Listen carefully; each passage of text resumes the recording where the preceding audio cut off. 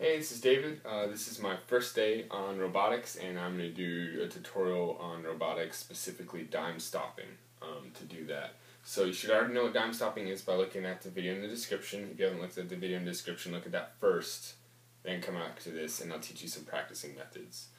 So whenever we're dime stopping, I feel like a lot of people try to go into freestyle mode where you just pick these different crazy things to do with your arm or with your body or whatever. I'm going to break it down really simple. I'm probably going to make more dime stopping videos later, but this is just how to practice your arms. I like breaking things down simply whenever you learn a new concept. So for example, whenever you're thinking about your arms, you don't want to start going all crazy. You want to just break it down to simple motions. So the way I started out was making a motion like this, bending from your elbow, making a motion bending from your shoulder, and then making a motion bending from your elbow again, but this way. So it's 1, 2, and 3. Okay, so we're going to practice these 3 different motions. I'm going to show you how to practice those, and then once you have that, that pretty much covers your whole range of motion. Maybe this would be an extra motion, but just start with these 3 if this is your first day like me. So in order to practice this, I feel like it's almost impossible to do in your head, because dime stopping, you have to stop at a specific moment. I don't like practicing with music because music isn't always steady or it changes beats. So what I use is I need a steady pulse, and so to do that I use what's called a metronome. For all you music people out there, you already know what a metronome is. If you don't know what a metronome is, it's basically something that clicks over and over again. If you don't have a metronome like this, you can just go on free. There's a whole lot of them, a whole lot of apps, metronome apps. Anyway, so I'm going to show you how to practice these different motions using the metronome, and then I'm going to go into some extra tips after that. But what I like doing is moving for a click and holding for a click each time. So I'm going to show you each one of these different motions.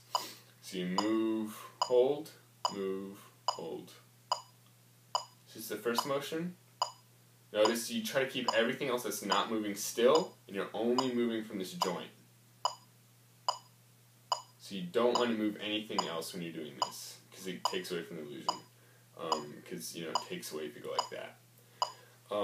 Next motion is from your shoulder. So you go.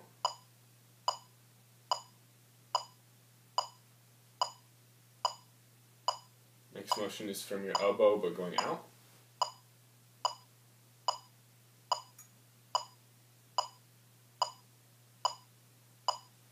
Okay, so those are your 3 motions. Once you get them all together, usually you would loop each motion over and over. So you do this a whole lot of times, you do this a whole lot of times, and do this a whole lot of times. Once you have each of those cleaned up, you can string them together. So you can do this, then this, then this, whatever order you wanted to do. And string those together if you get bored with it, just to give you something new.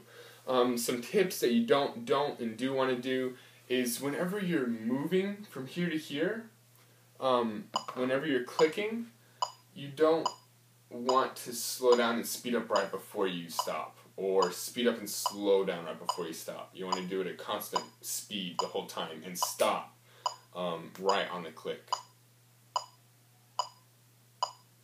So you don't want to start faster or slower than you end. So you want to do that. One way of practicing this is if you have a table or something, or sometimes you can use a stationary hand, but you need to practice physically hitting something on the clicks. So for example,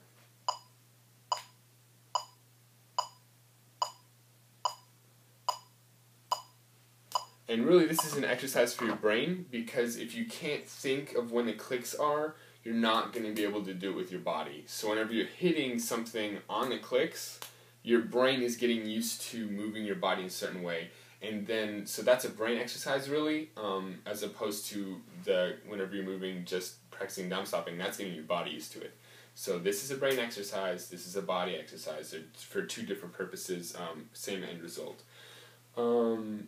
If another way to think about it is you want to move with the same speed and at the same speed, because your audience shouldn't really know that you're about to stop. It should kind of take them by surprise. And what's really cool is whenever you watch yourself, I'd recommend doing this in front of a mirror. is whenever you watch yourself and you stop in front of a mirror, you kind of surprise yourself because you're moving at a constant rate and all of a sudden you stop. And that's when you know you're getting it to be more crisp. Some extra tips, if you're struggling with this, maybe go at a slower tempo. Whenever the slower tempo means, like for example in the metronome this has a number 72.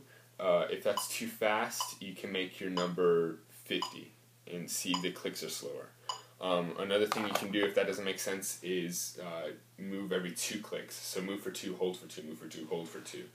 And then as you can get better, you can make the clicks faster, or move every half click. You can mess with that depending on how comfortable you're feeling.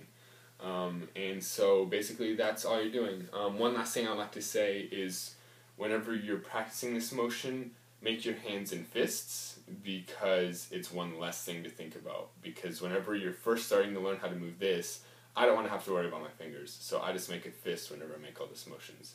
If there's anything else you'd like to know, let me know. I'll probably make another robotics dime stopping video, just because this was very basic arms. I haven't even gotten to legs or torso or anything, so I'll probably make more videos, but this is just my arm video. Let me know if you can think of anything, if something didn't make sense, and we can figure it out.